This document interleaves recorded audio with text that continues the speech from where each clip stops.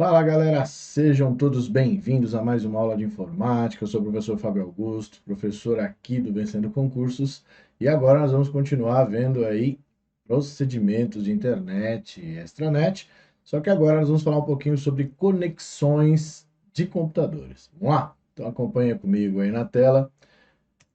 Conexão de computadores. Então, como que a internet chega até a sua casa? Como que isso é possível? Por que que a gente tem momentos em que a internet ela é um pouco lenta, outros momentos ela é um pouquinho mais rápida? Tudo isso a gente vai ver agora. Então, vamos lá.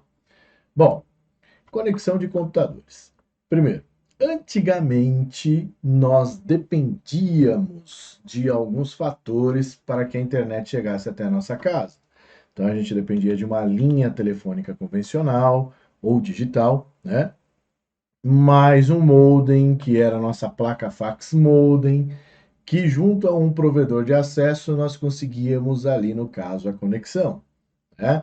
Então era aquela época que a gente tinha da conexão de escada. Lembra da conexão de escada? A conexão de escada era aquela que você fazia o uso dela durante a noite, né? Porque se fosse durante o dia, você era considerado rico, porque era cobrado por minuto de conexão. E aí, quando você conectava depois da meia-noite, que era o mais comum, o que que acontecia? Era fácil a conexão? Não, né? Então, quer dizer, era bem lento. Então, quando você tinha esse tipo de conexão, a conexão ela era feita da seguinte maneira: após a meia-noite, era liberado apenas o quê? Um pulso na época, que correspondia a um minuto, e esse minuto era cobrado e você ficava ali até às 6 da manhã todos os dias. E no final de semana, né, do sábado à tarde até a segunda-feira, de manhã até às 6 horas da manhã também era possível fazer a conexão. Só que aí todo mundo queria fazer o uso dessa vantagem. E aí o que acontecia? Aglomerava, e aí com isso a, a conexão se tornava difícil de acontecer e quando acontecia era extremamente lenta. Isso se dá por alguns fatores que a gente vai ver agora. Vamos lá, olha só.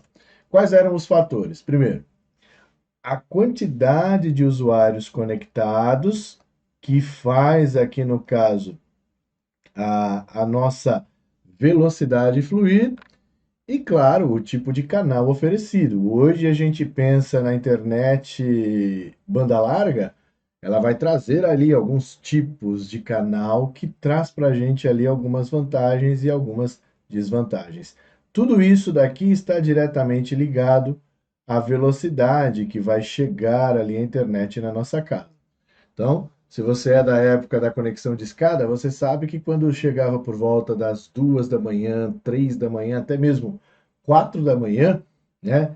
Dependendo se for fim de semana, por exemplo, 4 da manhã era o horário mais provável, entre 3h30 e 4 horas da manhã, que a sua velocidade aumentava. Por que que a sua velocidade aumentava? A velocidade aumentava porque as pessoas dormiam, né? Então, quando as pessoas dormiam, o que acontecia? Diminuía a quantidade de pessoas e logo a velocidade aumentava.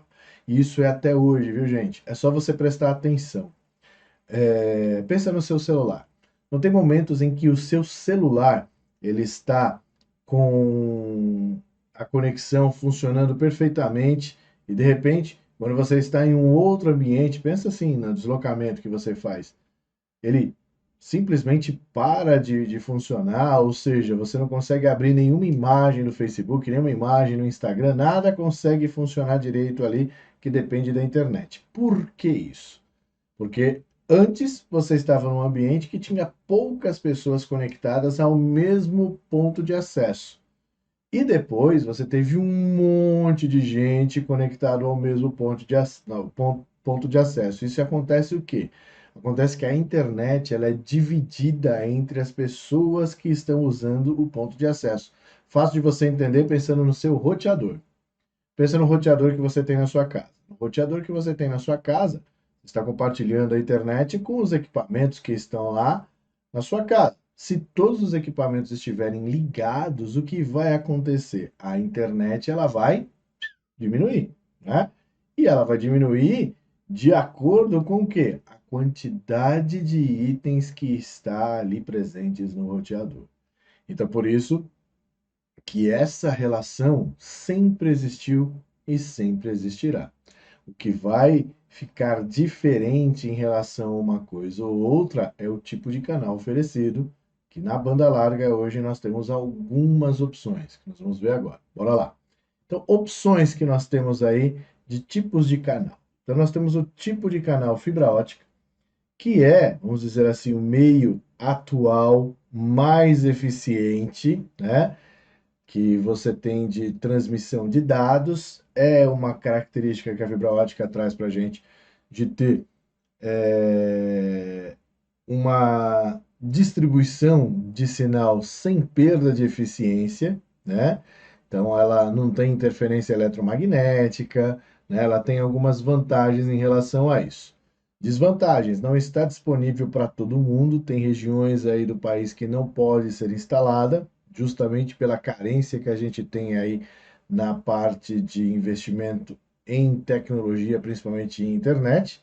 Depois, nós temos o tipo de canal oferecido difusão, que é o tipo de canal sem fio, onde você tem aí a internet sem fio distribuída através aí, por exemplo, da internet via rádio.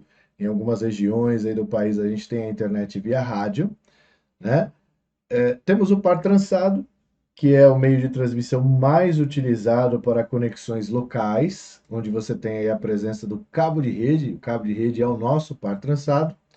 E o cabo coaxial, né, que é oferecido através de algumas operadoras que traz também o serviço de internet e também de televisão, né? Aqui a gente tem a presença da NET, da Claro, que na verdade são a mesma empresa, mas ele traz ali o cabo via o poste, chega na sua casa e aí, através daquele cabo, ele faz a distribuição tanto da TV quanto da internet, tá? Então, esses são os tipos de canal oferecidos, cada um deles com as suas características, vantagens e desvantagens, e aí, dependendo da empresa que você contrata, você pode ter aí um desses serviços, tá certo? Então, olha só. Primeira coisa que a gente precisa saber em relação às desvantagens. Fibra ótica. Fibra ótica tem a vantagem de não sofrer interferência eletromagnética. Difusão, que é a internet via rádio, ela pode sofrer as interferências de quem?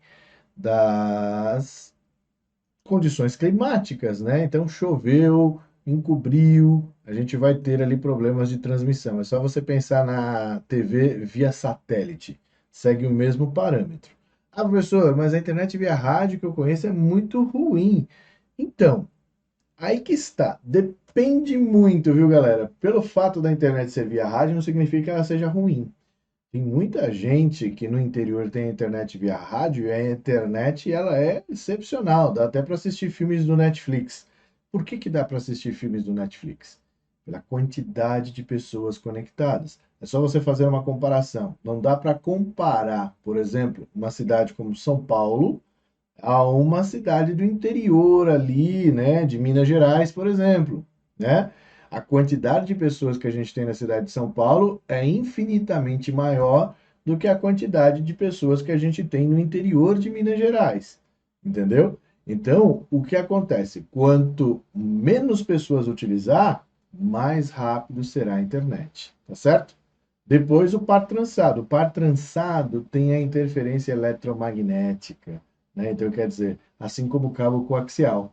Então, a velocidade, ela vai sofrer ali sim algumas oscilações, e essas oscilações geralmente acontecem sempre para menos e nunca para mais. Beleza?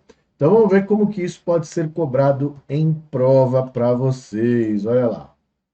É uma desvantagem da utilização de fibra óticas quando comparado ao cabeamento por par trançado UTP. A. Menor taxa de transferência de dados. B. Maior degradação do sinal. C. Maior interferência eletromagnética. D. Maior custo de instalação e manutenção. E E. Maior interferência por radiofrequência. Bom, galera, aí ficou fácil, né, para você acertar essa questão. Primeiro, que ele está trazendo ali as desvantagens da fibra ótica. Então, a desvantagem da fibra ótica, eu disse, não é em qualquer lugar que ela pode ser instalada. Por quê? Justamente pelo custo, né? Então, pensa, a fibra ótica, para ser instalada, precisa ter alguns cuidados, e nesses cuidados você vai ter uma série de obras que precisam ser feitas, e tudo isso demanda o quê? Custo, dinheiro. Então, a partir daí, a gente já tem essa barreira, por isso que ela não pode ser instalada em qualquer lugar. E aí, as outras desvantagens que estão presentes aí na questão são dos outros meios de transmissão. Vamos lá? Então, olha lá, acompanha comigo. No ar, ele diz a menor taxa de transferência de dados. Isso daqui não é por conta da fibra ótica. A fibra ótica tem a maior taxa de transferência de dados. Então, no caso aqui, está errado. Maior degradação do sinal. Não, o sinal da fibra ótica tende a ser excelente. Maior interferência eletromagnética. Isso daqui acontece no par trançado e no coaxial. Maior custo de instalação e manutenção, sem dúvida nenhuma. E maior interferência por radiofrequência. Interferência por radiofrequência é a difusão, né? Que é por conta da internet sem fio. Então, portanto, a alternativa aí que a gente tem é a alternativa D, que fala aí sobre as desvantagens da fibra ótica. Agora, uma outra forma da gente trabalhar com a internet é fazendo uso dela, seja no ambiente corporativo, seja no ambiente de domicílio, né, o domiciliar, que é o que a gente chama de home, né, onde você precisa ter de algumas formas uma infraestrutura. E é justamente isso que a gente vai comentar agora. A infraestrutura física de internet.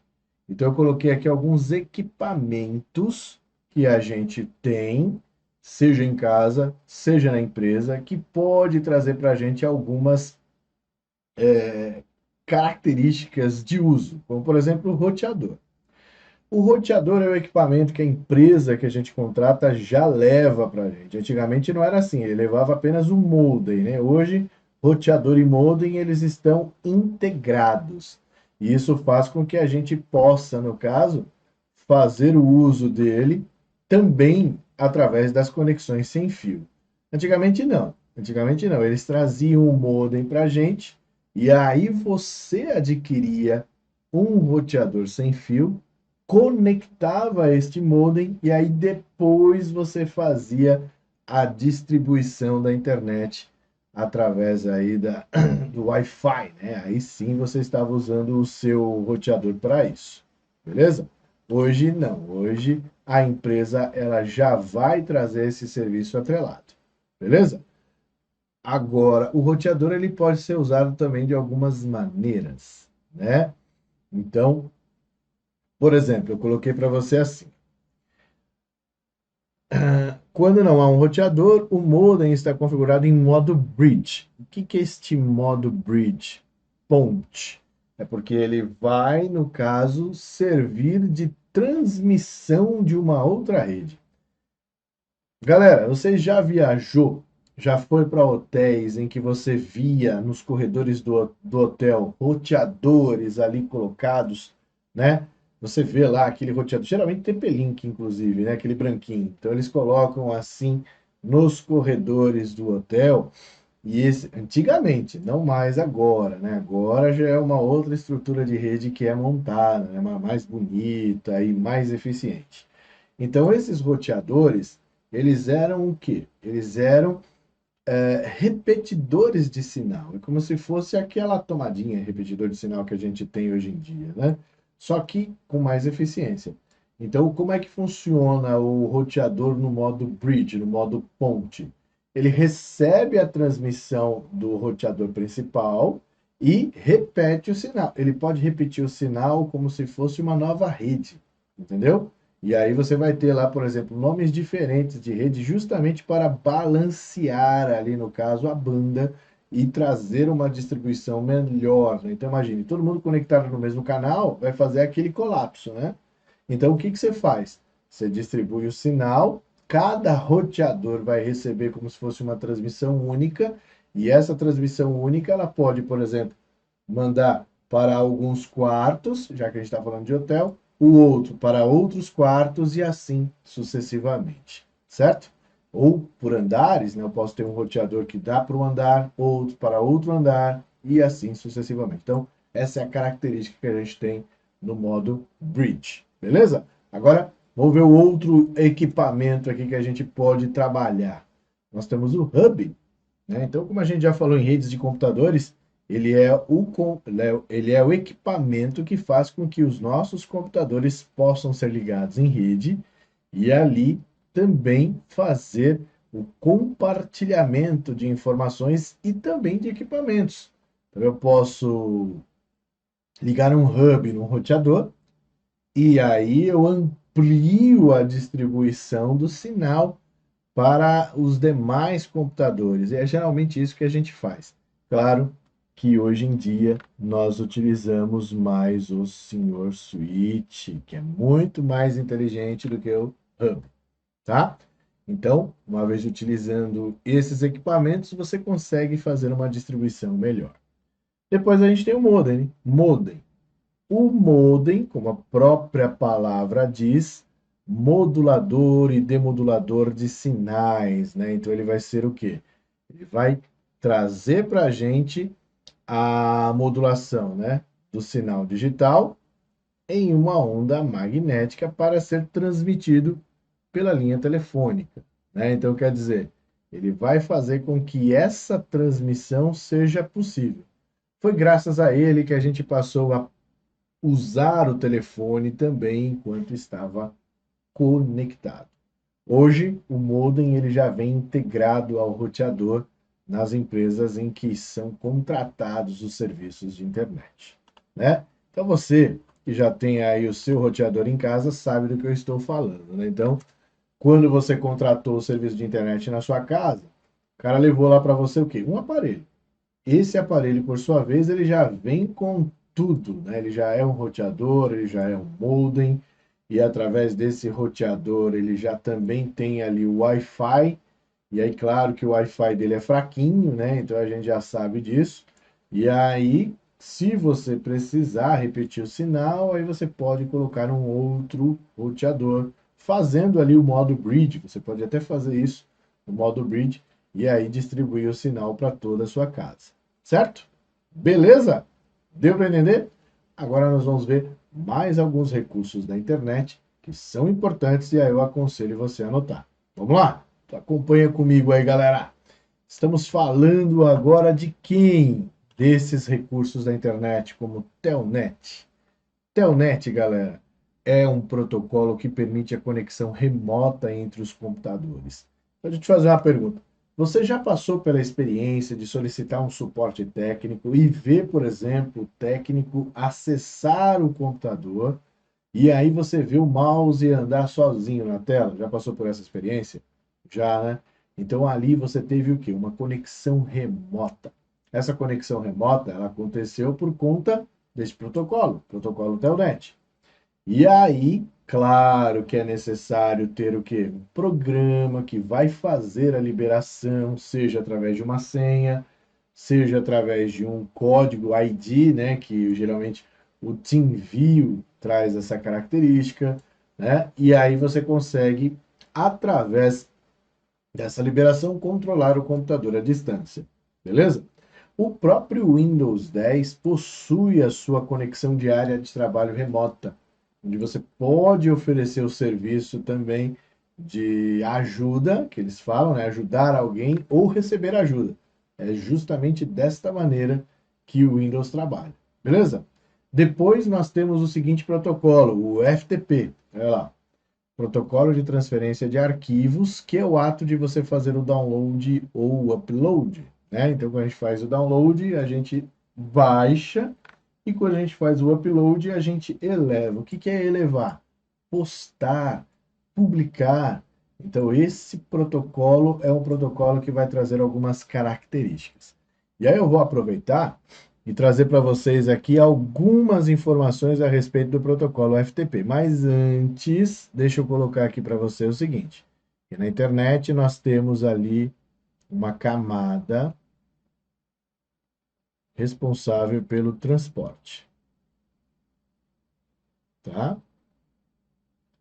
Essa camada responsável pelo transporte, ela vai ter dois veículos, o TCP e o UDP. O TCP traz como característica garantir a entrega do que está sendo transportado. Beleza? E o UDP não. O UDP não garante a entrega.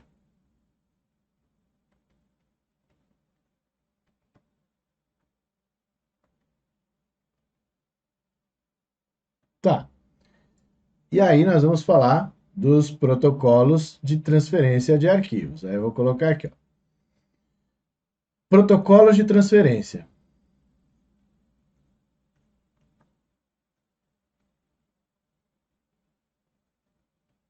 Você já conheceu um aí, que é o FTP, mas também tem um outro.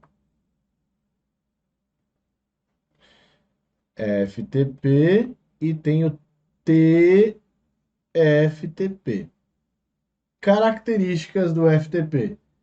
Ele é um protocolo autenticado. Ele usa TCP. E o TFTP é não autenticado.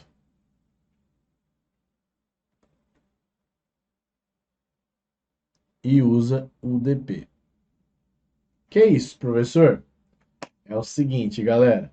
Presta atenção aqui em mim.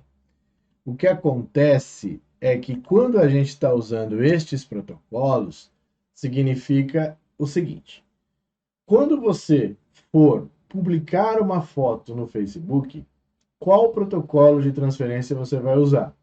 O FTP. Por quê? Porque o FTP é um protocolo que funciona autenticado. Isso quer dizer o seguinte: é possível publicar uma foto no Facebook sem estar autenticado, sem estar logado na sua conta? Não. Então você precisa estar logado na sua conta para poder fazer o uso do Facebook, certo? Da publicação. Então, qual o protocolo que funciona autenticado para transferência de informações, de arquivos? FTP. Beleza. Aí eu vou te perguntar uma coisa. Qual a chance de você publicar uma foto no Facebook e essa foto não ser publicada? Diz para mim, qual a chance disso acontecer? Se você falar para mim que, não, isso acontece sempre, eu vou falar para você, não, não acontece. Pensa comigo, você vai pegar uma foto comum, tá? Uma foto sua comum, publicou. Esquece problema de internet, esquece isso. Pensa na internet funcionando bonitinha. Qual a chance disso acontecer? Zero. Por que que a chance é zero? Porque quando a gente faz uma publicação de uma foto no Facebook, nós estamos utilizando o protocolo FTP, que na camada de transporte utiliza o TCP. O TCP tem como característica garantir a entrega daquilo que está sendo transportado. Se ele garante a entrega será feita. Agora, e o TFTP, que é aquele protocolo de transferência não autenticado? Quando a gente faz downloads da internet, de sites diversos, por exemplo, vou baixar um programa, e aí você entra no site que tem aquele programa, baixa o programa. Você precisou estar autenticado para baixar aquele programa? Não. Mas quando a gente realiza o download, o que acontece? Você vai realizar o download nunca vem 100%, ele vem aos poucos, não é? Ele vem 5%, 10%, 50% até 100%. Durante o transporte, pode acontecer algumas oscilações na internet, o que faz com que o que a gente chama de datagramas, né, que são fragmentos do arquivo, se percam durante o transporte. E aí, quando ele conclui 100%, na realidade ele não tem o 100%. Algum fragmento ficou de fora. E aí você vai tentar abrir o arquivo ou fazer a instalação, vai aparecer aquela mensagem para você: arquivo corrompido. Já aconteceu com você? Se já aconteceu com você, é porque durante o transporte ocorreu alguma oscilação na internet e aí um fragmento do arquivo acabou não chegando. Então, quando isso ocorre, significa o seguinte: que nós utilizamos durante o transporte o UDP, né? Já que a gente está fazendo o download sem autenticação, já sabemos que é o TFTP. Só que aí o TFTP tem como característica usar o quê? Na camada de transporte UDP que não garante a entrega. Mas veja só, não garantir a entrega não significa que ele nunca irá entregar. Significa que aquilo ali que está sendo transportado, por trabalhar em alta velocidade, isso aí é uma outra característica, por trabalhar em alta velocidade, faz com que falhas aconteçam. E é exatamente isso que faz com que ele não garanta a entrega, tá? Então, por isso que quando você faz o download e ele não conclui, significa que você teve alguma falha durante a transmissão. Como resolver isso? Faz o download de novo. Pode ser que quando você faça o download de novo, ele flua sem problema nenhum. Beleza? Então, essa é a característica que a gente tem entre uma coisa e outra. Beleza? Voltando para cá, só para reforçar para vocês o seguinte: lembre-se, protocolos de transferência FTP funciona autenticado, TFTP não autenticado. E na camada de transporte a gente tem o TCP, que garante a entrega, e o DP, que não garante a entrega. Galera, todas as informações que a gente tem de transporte de informações na internet utilizam o TCP. Todas. E-mail, TCP, garante a entrega. Se você já mandou um e-mail para uma pessoa e a pessoa falou para você, ah, eu não recebi o e-mail, é mentira dela, ela recebeu. O que acontece? Acontece que algumas mensagens elas acabam caindo em spam, lixo eletrônico, não é? Ou então, você usa o Gmail, ele traz lá aquela separação, onde você tem lá social, você tem ali também promoções e por aí vai. Então, ele pode cair em uma dessas pastas. Então, a garantia da entrega, ela existe. Mesmo se você coloca o endereço de e-mail errado, a garantia da entrega existe. Por quê? Porque você recebe a devolutiva dizendo que aquele e-mail não existe. Percebe?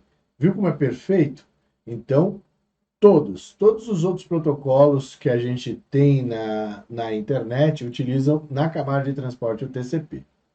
O UDP ele está presente no TFTP e num outro protocolo de testes de rede que para a gente já não interessa no momento. Mas em relação ao transporte de informações, TCP. Onde que nós encontramos o UDP também em ações que a gente faz na internet? A gente, quando utiliza, por exemplo, o serviço de streaming, nós estamos usando o UDP. Por quê? Porque no serviço de streaming a gente precisa de velocidade. Pensa, quando você faz uma ligação, uma videochamada pelo WhatsApp, você está usando o UDP. Por quê? Porque ele precisa trabalhar em alta velocidade. O professor nem entende essa história de trabalhar em alta velocidade. Lembra que o TCP, que garante a entrega, ele geralmente funciona com protocolos que estão trabalhando autenticados? Sim. Então, pensa no TCP como se fosse o Severino. Lembra do Severino? O cara crachá, cara crachá? Então ele fica o tempo todo fazendo essa verificação. Cara crachá, cara crachá, cara crachá, e faz com que esse transporte, no caso, seja um pouco mais lento. E no UDP, ele não faz essa verificação, ele já quer transportar. E quando ele faz esse transporte, o que acontece? Em alta velocidade, pode, durante a transmissão, ocorrer essas falhas e aí você acaba ficando, né, sem a informação completa. Por isso que você vai ter que refazer. Beleza? É por isso que quando você está assistindo um streaming ele trava. É por isso que quando você está numa videochamada, às vezes ela aparece lá reconectando ou ela congela, justamente por conta do uso do UDP. Professor, tem como eu escolher o que vai ser feito? Não. Os protocolos de internet são feitos da seguinte maneira: dependendo da ação que você vai fazer, o protocolo vai ser colocado para ser utilizado. Fechou? Então, galera, nós vamos parar por aqui. Um forte abraço para vocês e até a próxima. Valeu! Olá, você acaba de assistir a uma aula, uma parte das muitas aulas que nós temos aqui no curso Gabaritando Câmara Municipal de São Paulo. E se você chegou até aqui é porque gostou, não é verdade? Então continua, porque eu tenho um recado importante para te passar. Nós aqui do Vencendo Concursos montamos o curso online preparatório, um curso online completo, com tudo o que você precisa para ser aprovado nesse concurso, tá? Eu quero aproveitar esse vídeo aqui e mostrar para você justamente as vantagens do nosso curso online preparatório. Acompanha comigo, olha só que bacana para você não ficar de fora aí dessa promoção especial que nós estamos fazendo. Bom, em primeiro lugar, ao adquirir o curso preparatório, você vai ter acesso imediato, ou seja, vai receber um e-mail com os dados de acesso e já vai navegar com a gente imediatamente. Você vai ter acesso ilimitado, poderá assistir às aulas quantas vezes você quiser, sem limitação de visualizações, e o curso vai ficar válido para você durante um ano. Você vai ter teoria e questões comentadas no curso, muitas questões, centenas de questões comentadas em vídeo pelos nossos professores, e também material em PDF das aulas, tá? Para você baixar e servir como material de apoio complementar. Além disso, um super bônus, caderno de questões, que são questões gabaritadas para você treinar e treinar muito, tá? Milhares de questões, olha que bacana, beleza? E olha só, gente, promoção especial de lançamento, hein? De R$ 497 por apenas R$ 247 ou 12 vezes de R$ 24,65, tá certo? Agora me diz uma coisa, né? Esse concurso aí, o salário é de mais de R$ 6.500, você vai pagar apenas R$ 247 para estudar. É um super investimento que você vai fazer para conseguir a sua tão sonhada aprovação. Ok? Para você adquirir o curso online em preparatório, você vai fazer o seguinte. Abaixo do vídeo, na barra de descrição, na barra de comentários, vai ter um link. Você vai clicar nesse link e vai ser redirecionado à página do curso. Lá encontrará todas as informações necessárias. Aí é só preencher seus dados, escolher a forma de pagamento e pronto, vai começar a estudar aqui com a gente no Vencendo Concursos, porque aqui você vence. Se tiver alguma dúvida, lá na página do curso tem um chat online. É só você digitar a sua dúvida lá, que um dos nossos consultores vai te atender, tá bom? Ou você pode também chamar na central de atendimento WhatsApp, tá aí o número: 11 97465 6052. Show de bola? Maravilha? Bom, é isso. Vou ficando por aqui. Um grande abraço para vocês. Sejam bem-vindos e bola para frente para conseguir a aprovação no concurso. Valeu! Te aguardo dentro da plataforma, hein? Tchau, tchau.